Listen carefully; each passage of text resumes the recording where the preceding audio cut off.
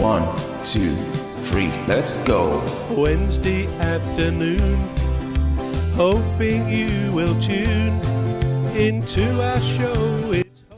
You can control what you do with it, or how you act on it, or how you choose not to act on it, but you cannot control that thought from filtering through. No.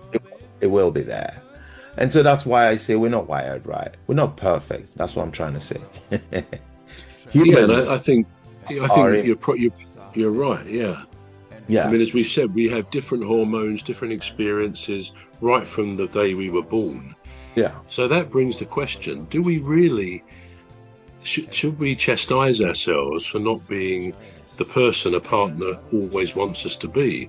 I mean, it brings another question: when two people fall in love.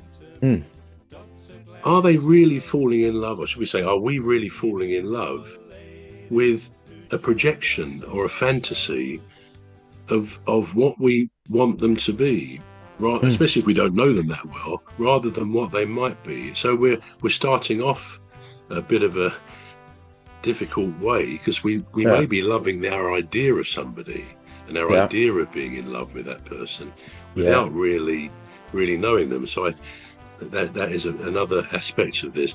What about, let me ask Jerome, what about jealousy, Jerome, and possessiveness in a relationship?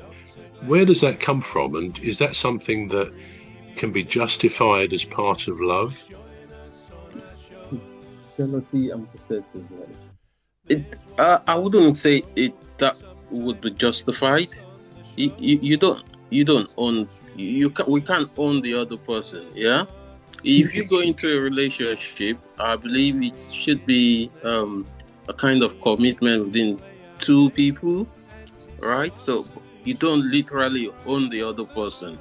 Of course. So, and that's why, on my part, I do advise people going into a relationship. You have to be cautious. You need to know the person you're going into. That relationship, the kind you can't know the person just like that, but it takes time. And if you think the person has been like a narcissist or controlling type, being in love, like most of the women, they act on emotion. At times they don't. Sorry to say, I'm not trying. Not everybody, not all of them. Yeah, careful, Jerome. Careful. Yes. That's why I'm apologizing right now. You've been listening to Cuz too much, I think. Yeah.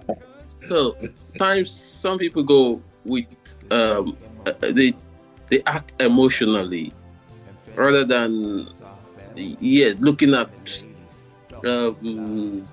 trying to analyze the issue on ground and stuff like that.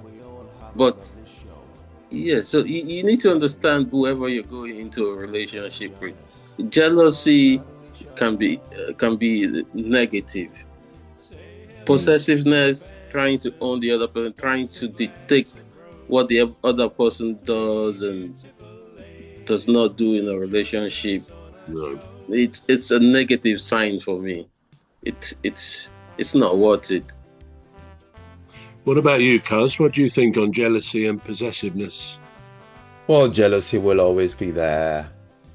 Possessiveness, on the other hand, is a very deadly trait. Possessiveness is a very deadly trait because you're not putting the other person's feelings into consideration. What you're putting into consideration is yours. Your feelings is the be and all, which is where possessiveness can be very, very deadly. And possessiveness could lead into, 1, 2, 3, let's go. Wednesday afternoon, hoping you will tune into our show. It's hosted by Cuz. He'll introduce the gang who'll make the show go with a bang, with fun. Into, committing a crime or wanting to harm the other person because you want them to conform. You want conformity. That's what you want. So that's very dangerous. But jealousy, there's a healthy side of jealousy, isn't it? There's a healthy side of jealousy, because without jealousy, I don't think there's love. I don't. Correct me if I'm wrong, but if somebody is not jealous, and I'm talking about the healthy dose, a healthy dose of jealousy. I'm not talking about the, it's either me or whatever. I'm not talking about that, but I'm talking about, missing somebody and just wondering where they are, or but not being on the extreme, not thinking they could be doing something they shouldn't be doing, for instance. But just being there and thinking, yep, I think somebody else wants you just as much as I do. Yeah. I think that's healthy, in my opinion. Yeah, but possessiveness No, is toxic. Yeah, go on. Yeah, as you say, we're not talking about the toxic side, because there are some very serious incidents, aren't there, where somebody's jealousy or possessiveness goes haywire, completely out of control, and that's Absolutely. dreadful.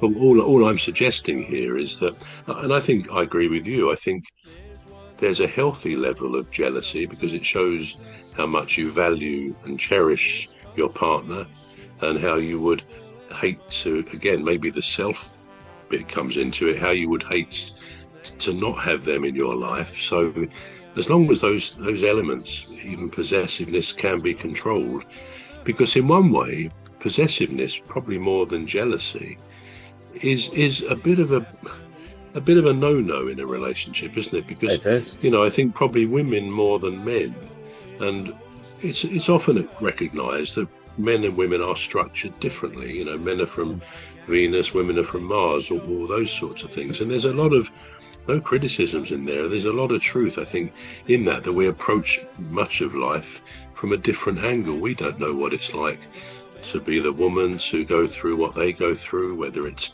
physically as they're growing up, or in any other way, getting pregnant, for example, all sorts of things, the menopause in later life. And the women don't know what we go through, the boys that men go through. So it's a matter of trying to be mutually understanding. But I do think women probably feel a man who might be a bit possessive rather than just a bit jealous in a healthy way. But to be possessive, when you start saying, well, I don't really want you doing that, I don't want this, that's when I think a marriage or a relationship, not necessarily marriage, can go off the 1, 2, 3, let's go. Wednesday afternoon, hoping you will tune into our show. It's hosted by Cuz. He'll introduce the gang who'll make the show go with a bang.